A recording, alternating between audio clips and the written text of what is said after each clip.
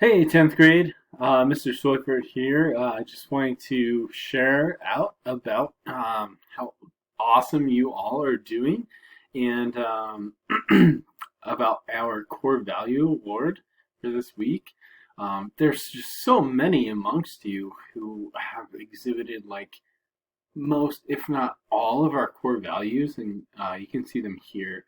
I just want to take a moment to look into a few of them specifically. um, Responsibility. Like, look at some of these synonyms. That I can think of so many of you when I look at some of these words here. You all are just doing an amazing job. Uh, and then courage as well.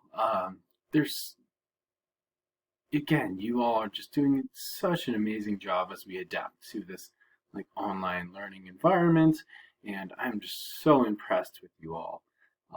Just keep it up, keep it going. For this week, I do want to share that our core value winner is PT. You have done such an exemplary job in like communicating to teachers as well as like keeping up with your online work in such a challenging environment. And so I just want to celebrate you for that. I really appreciate you, and really have loved getting to know you at the start of this year. And then everyone, like everybody is doing so great. And so let's just celebrate all together and get ready for a great Tuesday.